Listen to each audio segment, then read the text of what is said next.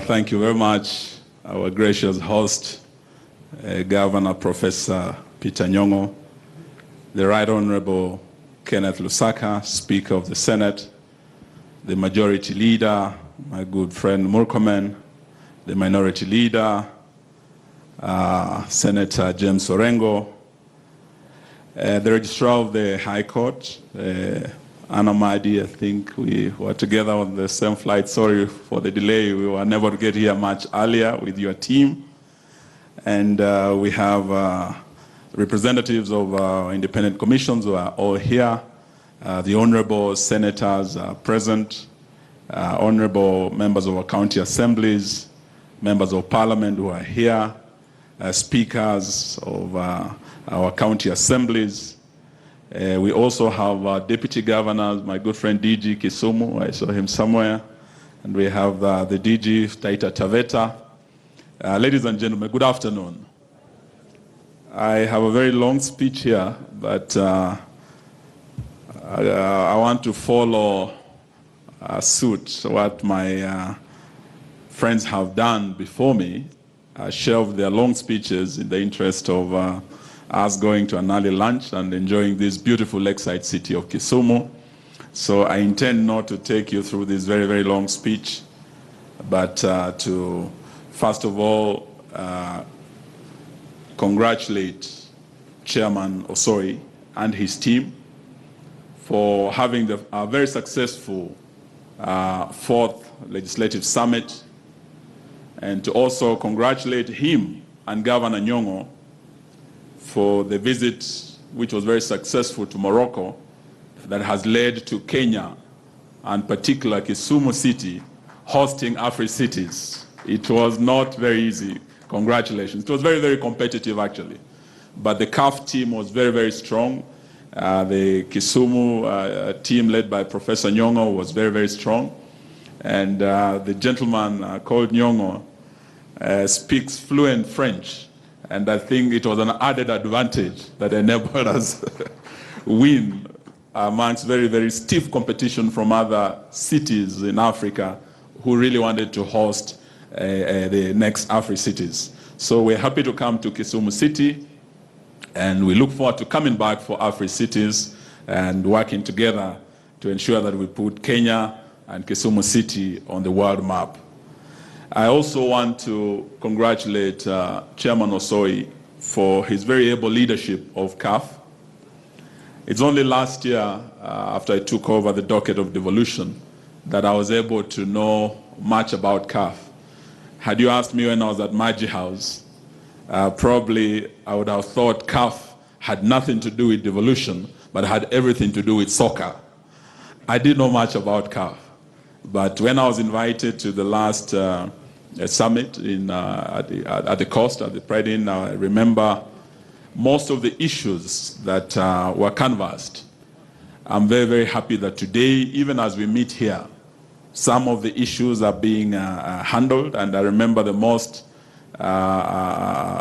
burning issue at the time was the issue of the Ward Development Fund. I'm told from the Senate, and I've just conferred with the Speaker, that already we have the Equitable Development Fund that has been developed and is at the second reading.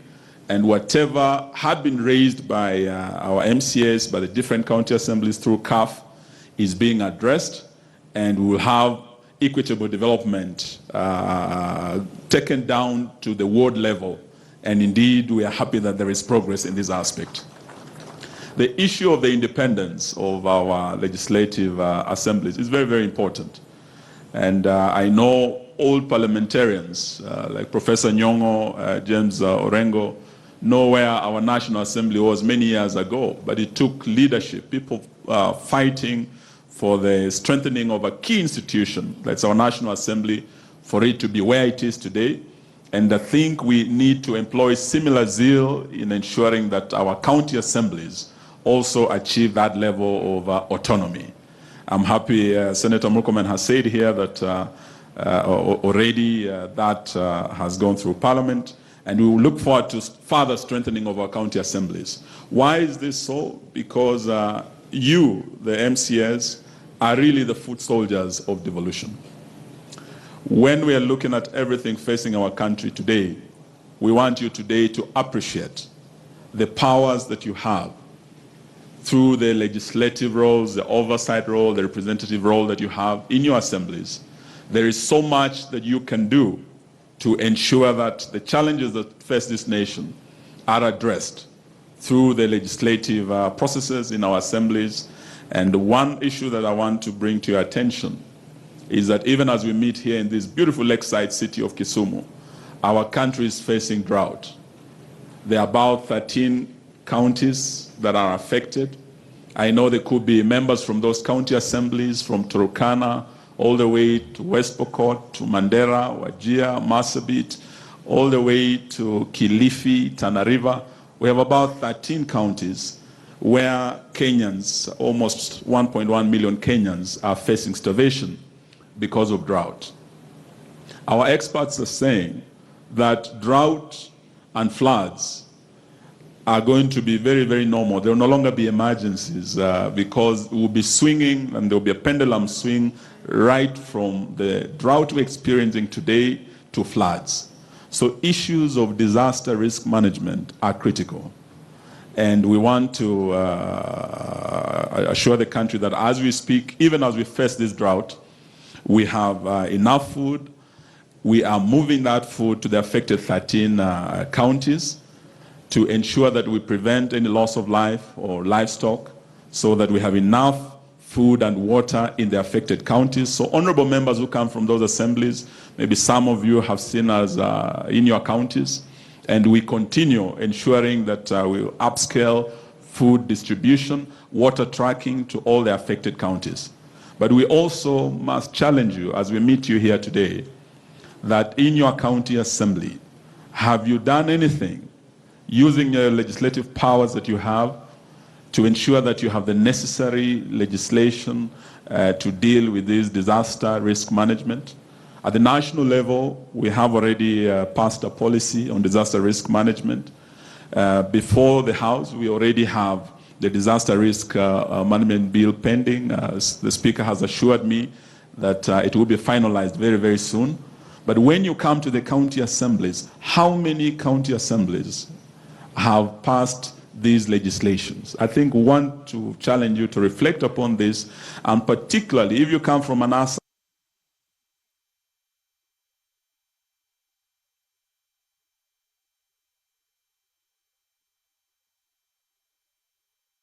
we are talking about the current biting drought, the hardest hit are the ASAL counties. But also when it comes to floods, equally, the hardest hit again are the ASAL counties. So you have been given a great honor to serve your people. And the scriptures say, to whom much is given, much is expected. Please let us see, and on this note, I must congratulate the Uasin Gishu County Assembly.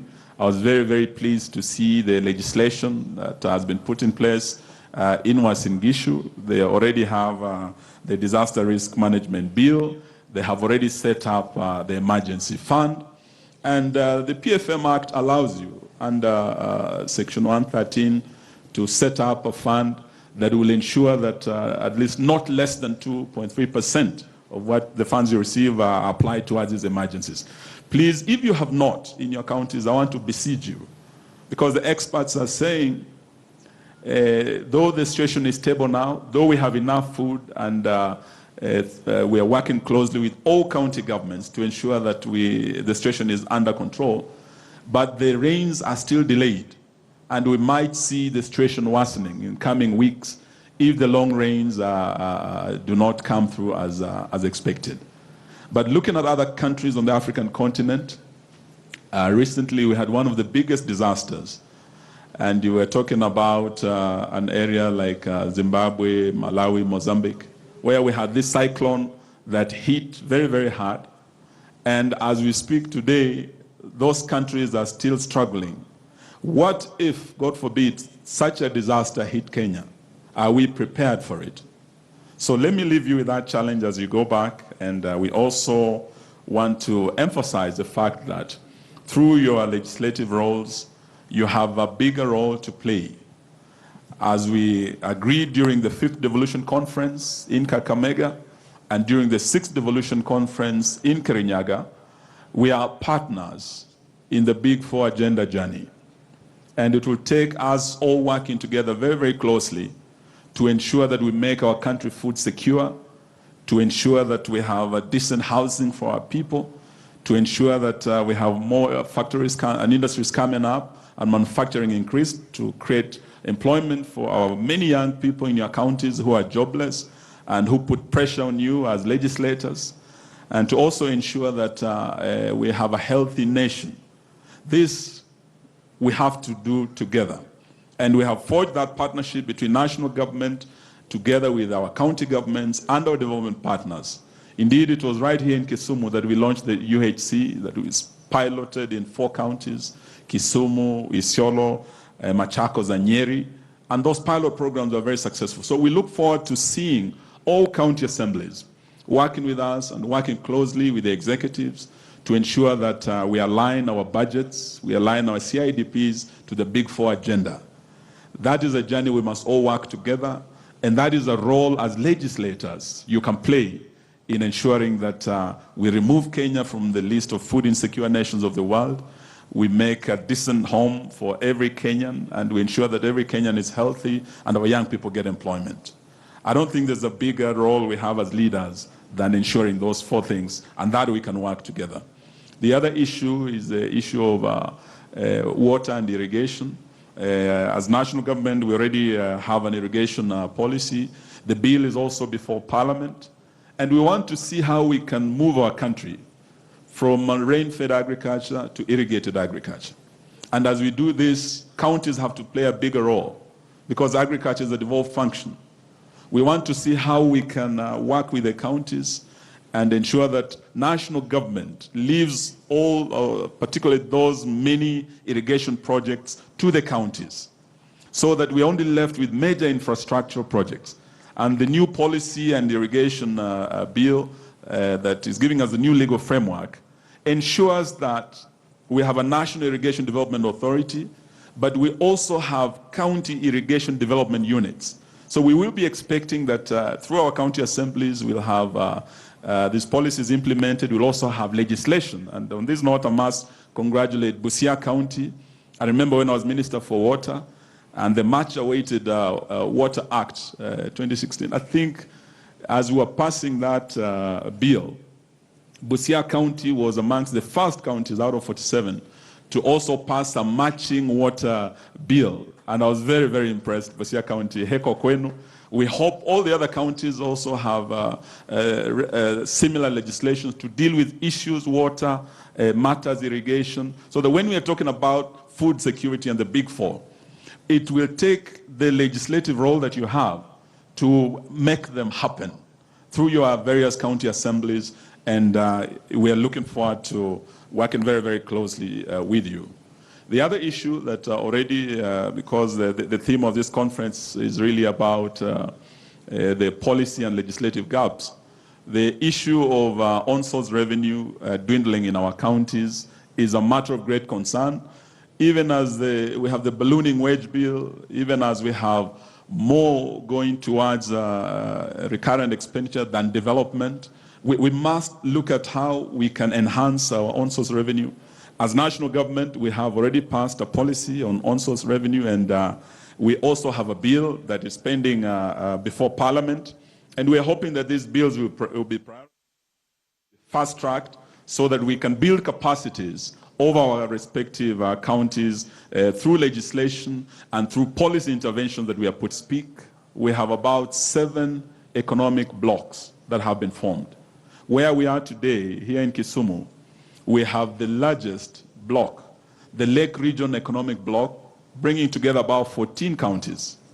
And I must say I'm very, very happy, and I want to congratulate those 14 counties, and in particular, the county assemblies that have given support to one of the biggest economic blocks coming together. And as we speak, we've had, out of the 14, the law required that at least a third of them, through legislation, ratify the block for it to become a legal entity. So as we speak, we must congratulate the county assemblies of Kisumu, the county assemblies of Kisii, Kakamega, Busia, and Bungoma. They have already passed these bills. As we speak today, we have received the bills from the relevant, from the 6 county assemblies, and we're in the process of now gazetting the Lake Region Economic Bloc as a legal entity. Congratulations, the Lake Region team. This is a transformative journey. When we are talking about accelerating devolution, there's no better way of doing it than through these regional economic blocks. They are going to make your counties, through your regional blocks, economic magnets, investment magnets. Already we have a lot of investors you have attracted just by coming together. Together you are stronger, you make more economic sense, you are more attractive, and you are going to accelerate devolution through these blocks. So we must thank you, and we do know that we have counties that are quite small. So when you come together in bigger blocks, you are able to enjoy those economies of scale that on your own as a county you might not enjoy. So we want to thank the county assemblies that are giving support to the new regional economic blocks dispensation. And particularly, apart from the Lake region, we also have the frontier counties. I was with them in Turkana with my British friends, and what those 10 governors have done is remarkable. They are the ones facing the brunt of the drought that's biting in our country. But again, they are the ones who have come up with the most transformative ideas, programs, projects that otherwise on their own they would not have managed. So we want to encourage the other blocks to follow suit and let us work together to ensure that we are able to succeed in all this. So let me thank you and just congratulate. I was asking Chairman Osoi, on a forum like this, is it possible to also annually have a tool where we can vet the performance of each individual assembly? I think it is important. And he whispered to me, because I asked him, I don't know if it would be wrong for me to disclose this, I asked him, who are the best performers in terms of legislation? And they say beauty is in the eye of the beholder. I can see Nairobi declaring themselves. But Chairman Osoi told me, in terms of bills, maybe this is open to debate, but I'm told there are counties like Kipi and Kisii that have passed the highest bills so far. I don't know if it is true or not. Okay, but I'm also told there are counties. Forgive me, Chairman, if I'm going to wrong anyone. But we are talking about performance.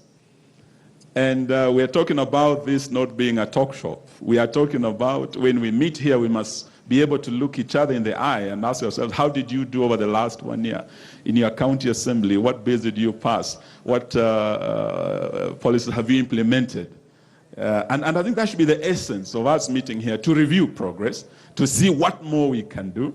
And I think I'll not name the worst performing, but I was given the list.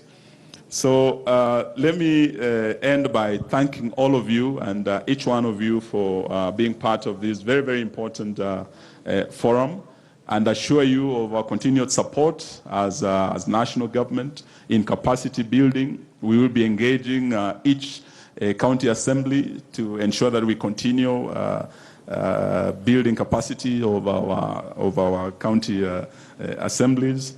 And we want to thank you all, and now take this opportunity to welcome the Right Honorable Ken Lusaka, the Speaker.